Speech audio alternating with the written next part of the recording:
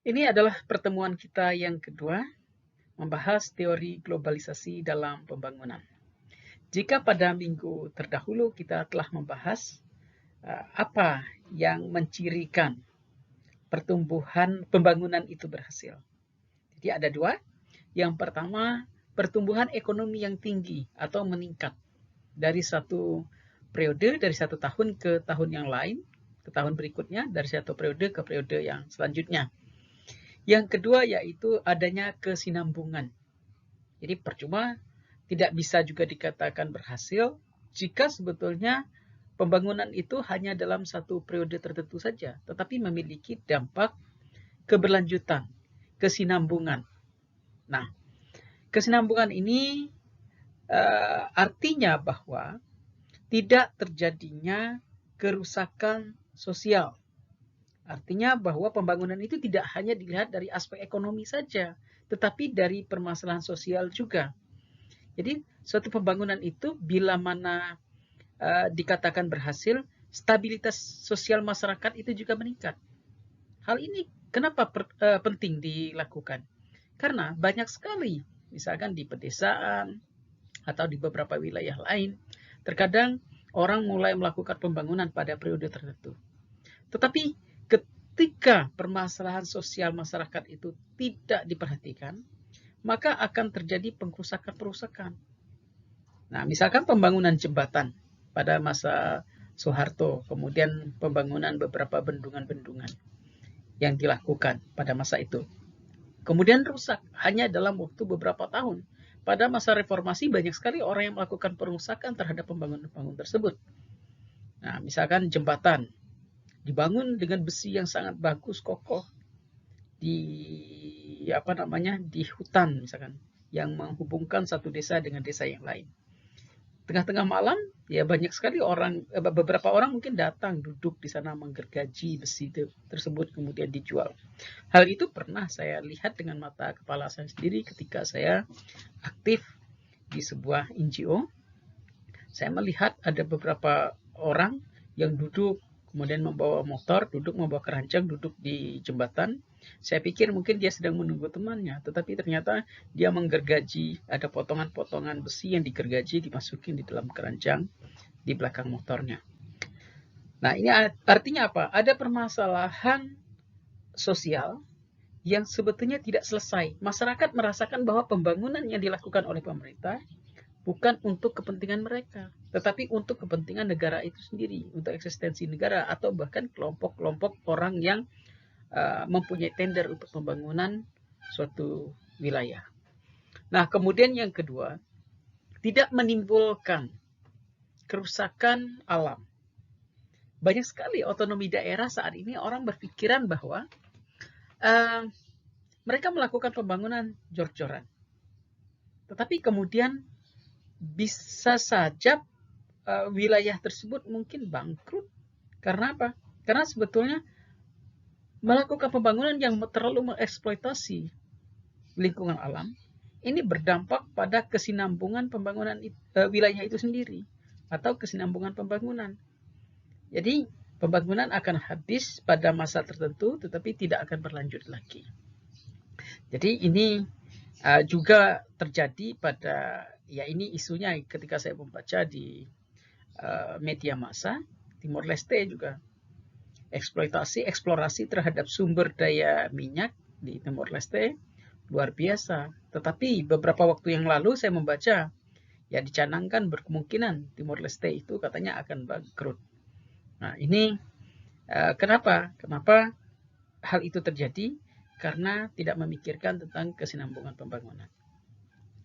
Oke, nah jika begitu, artinya yang pertama kita melihat bahwa pembangunan itu berhasil karena ada dua aspek, yaitu pertumbuhan ekonomi dan kesinambungan. Bagaimana kalau seandainya tidak terjadinya pembangunan, tidak terjadinya pembangunan yang ideal sebagaimana kita diskusikan di atas?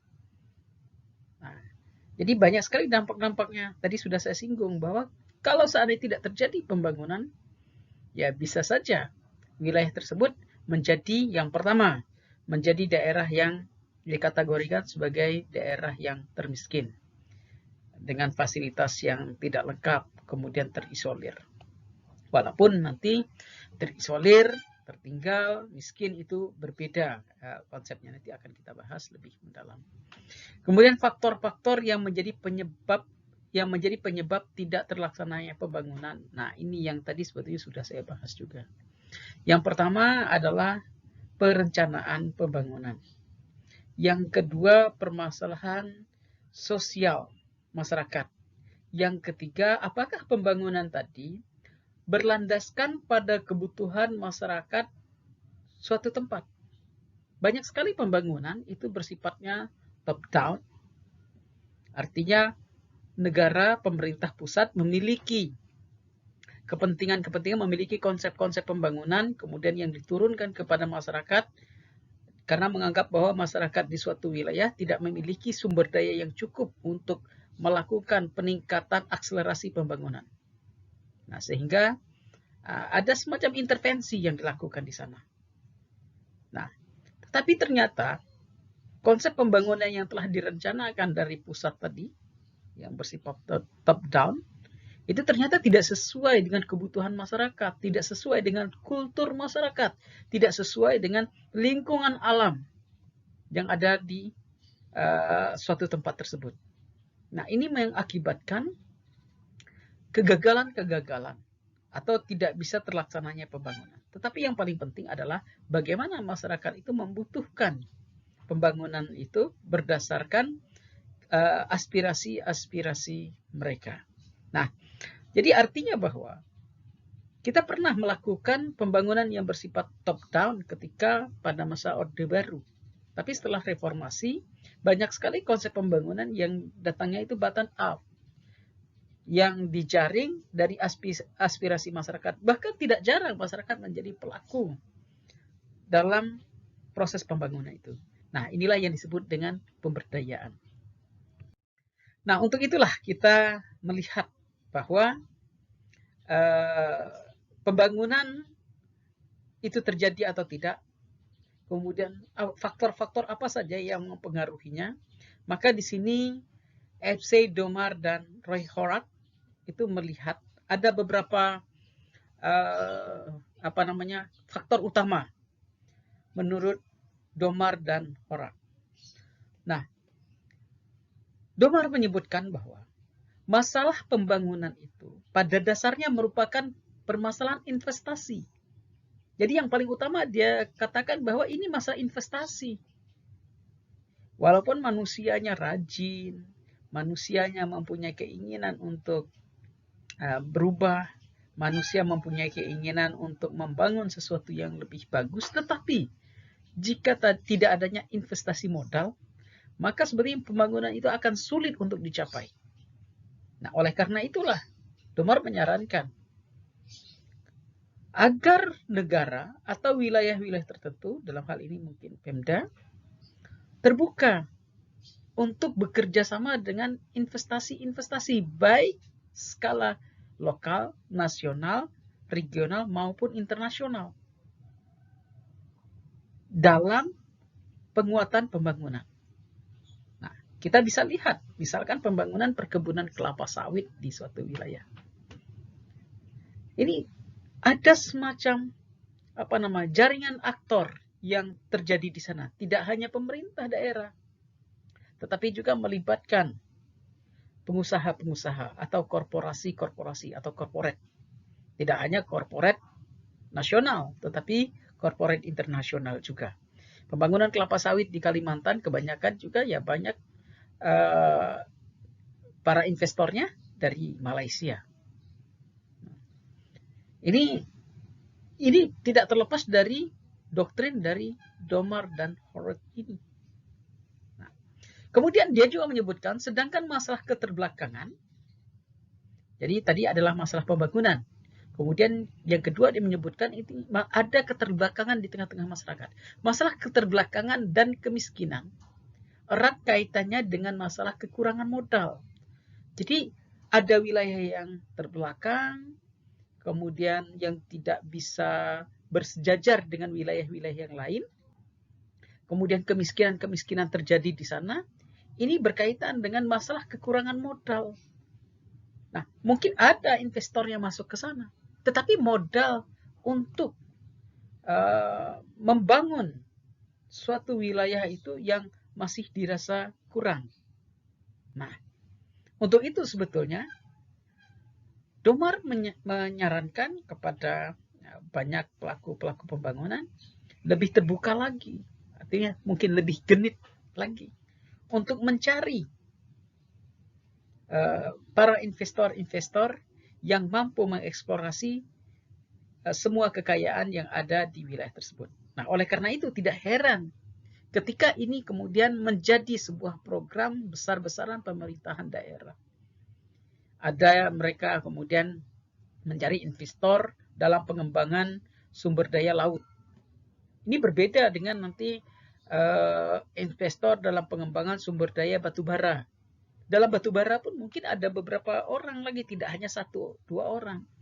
Jalan raya, infrastruktur, kemudian pembangunan fasilitas pendidikan, kesehatan, semuanya diorderkan, semuanya dilakukan dengan para investor tadi. Memang di satu sisi banyak wilayah-wilayah yang menjadi berhasil karena banyaknya investor. Nah, tadi saya sebagaimana menyinggung sedikit Timor Leste. Timor Leste tidak hanya terbuka kepada Australia untuk mengeksplorasi sumber daya minyaknya, tetapi juga gas dan minyak. Tetapi juga saat ini sedang terbuka terhadap Tiongkok untuk melakukan eksplorasi tersebut. Nah, artinya apa? Timor Leste mencoba untuk melakukan eksplorasi dengan keterbukaan terhadap semua para investor tadi. Nah, nanti akan kita bahas lebih mendalam dalam pertemuan selanjutnya. Apa dampaknya ketika banyaknya investor? Maka sebetulnya salah satu dampaknya itu terjadi privatisasi. Nah, apa dampaknya privatisasi? Nanti akan kita bahas lebih mendalam. Oke, yang kedua, saya ingin mengajak teman-teman nanti mendiskusikan tentang globalisasi. Jadi kalau kita bicara tentang globalisasi, globalisasi itu berasal kata dari globe. Jadi kalau teman-teman pernah lihat di sekolah, di SMA dulu atau SMP, ada di meja guru itu bola kecil yang ditaruh, kemudian itu disebut dengan globe. Di mana di globe tadi kita bisa melihat semua wilayah, semua negara, seakan-akan satu negara dengan negara yang lain itu dekat sekali. Hanya 1 atau 2 jengkal. Nah, jadi globalisasi itu seperti itu.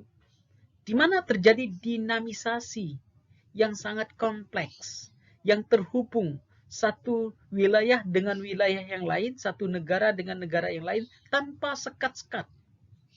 Jadi kalau zaman dulu, saya mungkin hanya bisa membaca apa itu pizza, kemudian burger, hanya melihat gambar.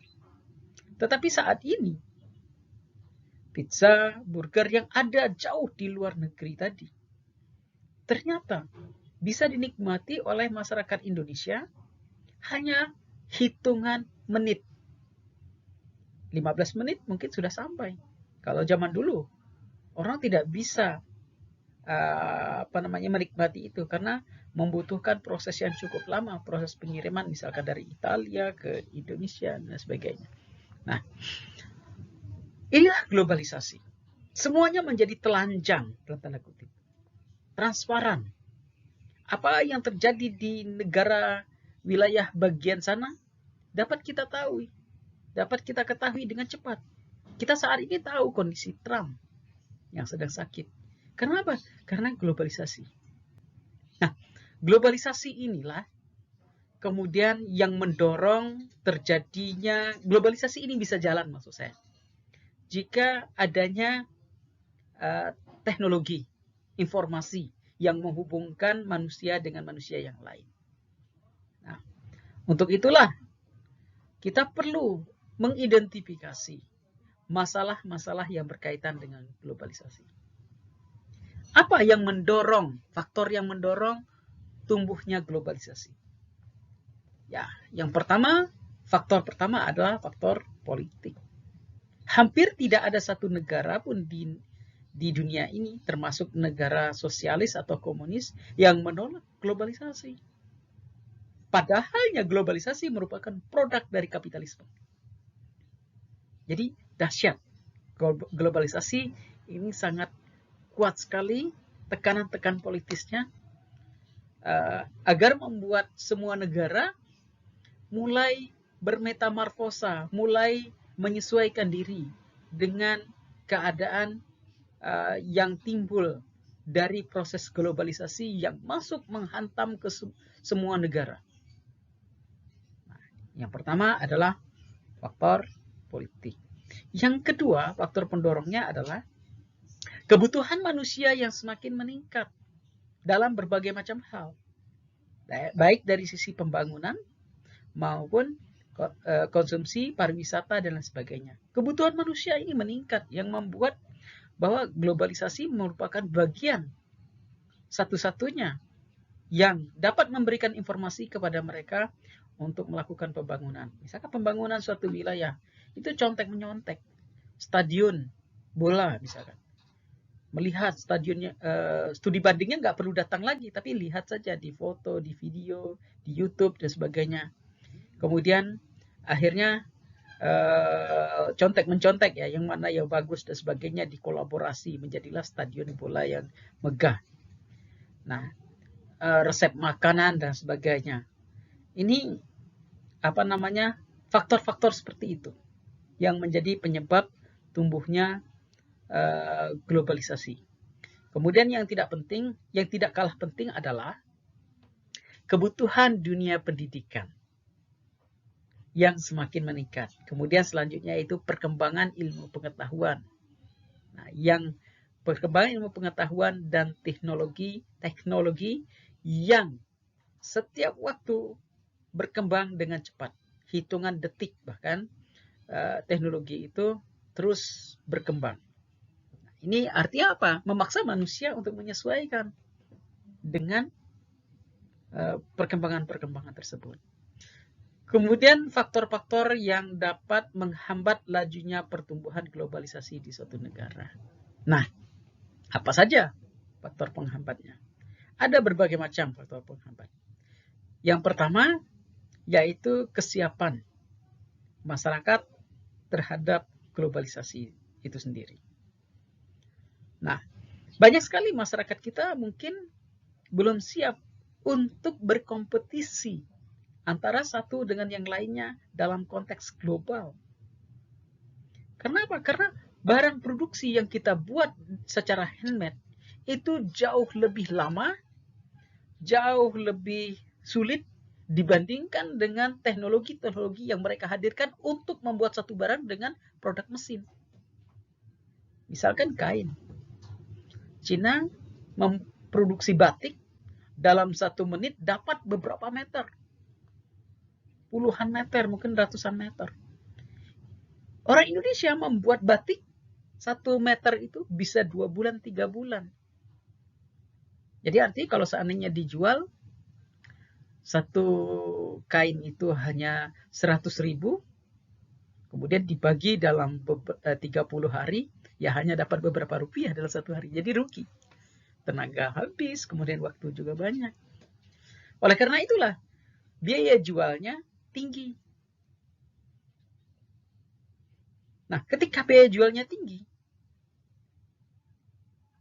orang juga akan melihat nih, apakah dengan biaya jual yang tinggi tadi sesuai dengan kebutuhan mereka untuk membelinya.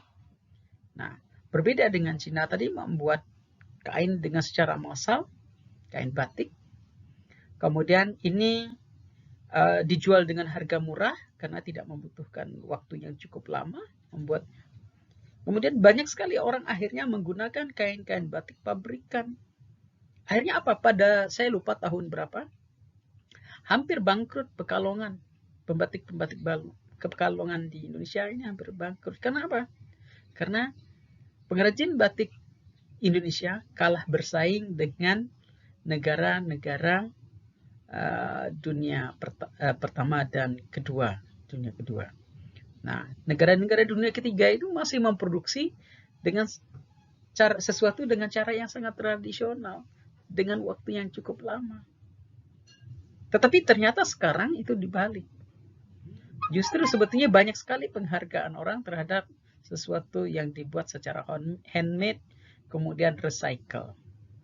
Nah, inilah globalisasi. Bagaimana kemudian orang mencoba untuk mentransformasi sesuatu yang tadinya dianggap boros, tidak baik, dan lain sebagainya, kemudian diubah menjadi sesuatu yang sebaliknya. Oke. Ini ciri-ciri globalisasi.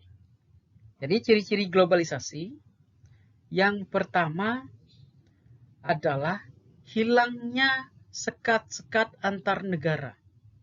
Jadi sekat-sekat antar negara itu menjadi hilang karena tidak ada lagi privasi satu negara. Semuanya menjadi transparan sebagaimana saya sampaikan tadi. Kemudian yang kedua, saling ketergantungan antara satu negara dengan negara yang lain itu sangat kuat.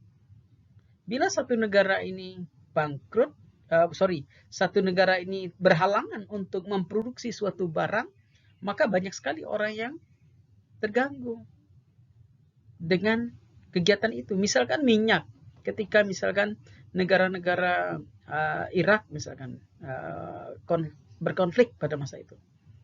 Jadi ini mempengaruhi kelangkaan dan harga minyak di negara-negara yang lain. Nah, kemudian meningkatnya pengguna teknologi. Jadi dengan globalisasi, orang tidak bisa lepas dari teknologi. Biarlah ketinggalan dompet, yang penting jangan ketinggalan HP. Padahalnya, kalau ketinggalan dompet, itu tidak bisa membeli kalau ketinggalan HP tidak apa-apa semestinya. Tapi kalau ketinggalan dompet, semestinya kita tidak bisa melakukan kegiatan. Semestinya seperti itu. Artinya kalau ketinggalan HP, dompet kita bawa, kita bisa membeli HP. Tapi ternyata sebaliknya saat ini. HP, alat teknologi jauh lebih besar nilainya dibandingkan dengan hanya dompet. Apalagi isi dompetnya hanya Rp5.000. Ya, makanya orang kalau kecolongan HP, kecolongan laptop, komputer, hancur proyeknya. Masalahnya nilai yang ada di dalam HP, nilai yang ada di dalam laptop itu sangat besar. Belum lagi untuk kasus mahasiswa, kalau seandainya kehilangan HP, bisa malam minggu nganggur ya, tidak bisa kemana-mana. Kemudian yang selanjutnya yaitu meningkatnya pergerakan informasi dan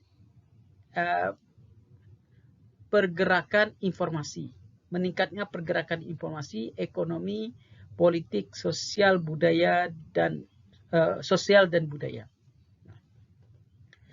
Jadi meningkatnya pergerakan itu yang dimaksud seperti ini.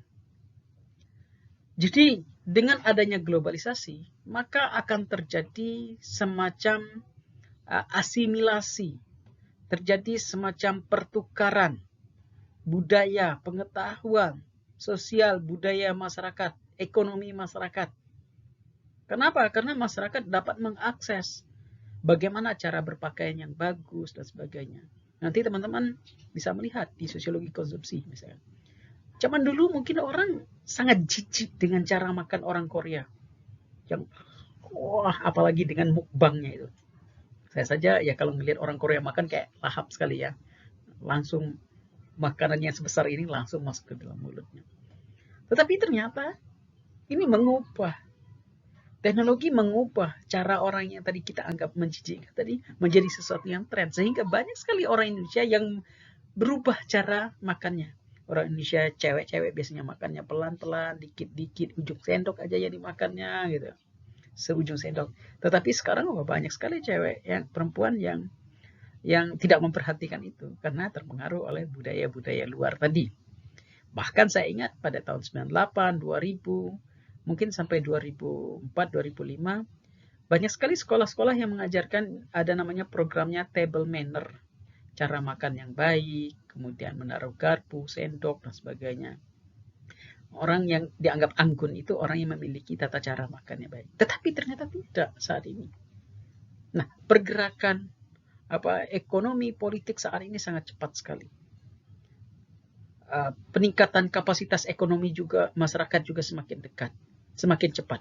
Kenapa? Masyarakat saat ini tidak hanya mengandalkan dari pekerjaan-pekerjaan konvensional. Banyak petani-petani yang kemudian berpindah dari menjualkan barang produksinya ke pasar, kemudian dengan hanya cara mereka tidak melakukan apa-apa, hanya pegang HP, orang datang ke kebunnya, bahkan pembeli itu disuruh kerja, memanen sendiri. Kalau zaman dulu, ya kita berusaha untuk mempacking dan sebagainya, menganggap bahwa pembeli itu adalah raja. Tetapi ternyata sekarang tidak. Justru pembeli ya menjadi pelayan. Mereka memetik sendiri, mereka menimbang sendiri, kemudian mereka bahkan ada yang mempacking sendiri barang-barang belian mereka. Nah ini peningkatan semacam ini, pergerakan semacam ini terus berjalan. Nah, kemudian informasi yang berkaitan bagaimana bertani yang baik dan sebagainya ini juga terjadi. Meningkatnya aliran modal asing. Jadi, dalam globalisasi ini, dunia itu seperti akuarium. Akuarium, ada ikan dan sebagainya, kita dapat melihat bahwa oh ini ikan yang sakit, ini ikan yang potensial, ini ikan laki-laki, perempuan, harganya berapa, itu ketahuan. Jadi dengan globalisasi ini orang menjadi tahu bahwa ada lahan-lahan subur di suatu wilayah yang bisa dieksplorasi. Belum lagi globalisasi mempunyai produk yang disebut dengan big data. Semua orang bisa mengakses big data itu. Sehingga mengetahui apa saja yang bisa mereka jadikan duit. Nah, di satu sisi ini saling menguntungkan mungkin, atau mungkin lebih menguntungkan pemilik modal asing. Lebih banyak keuntungan.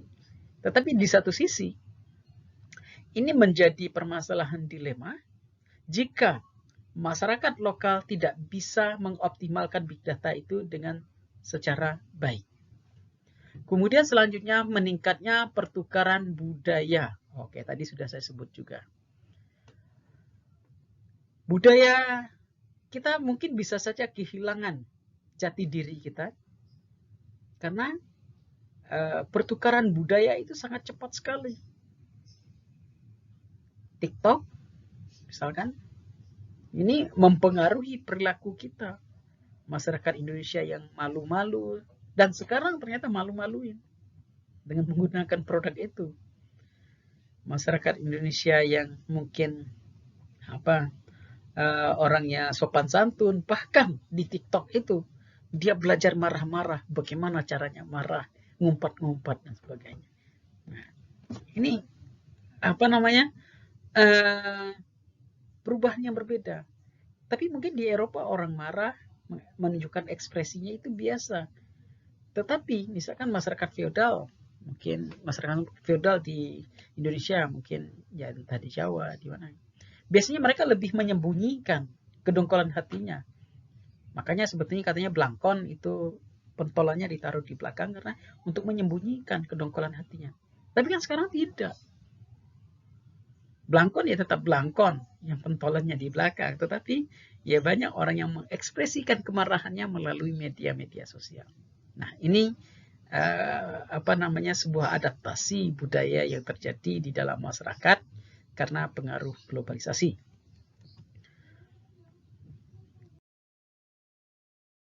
Oke, teman-teman, saya pikir mungkin cukup sampai di sini. Minggu depan kita ketemu untuk membahas tentang teori yang disampaikan oleh McGraw tentang Neolith. Terima kasih, sampai ketemu minggu depan.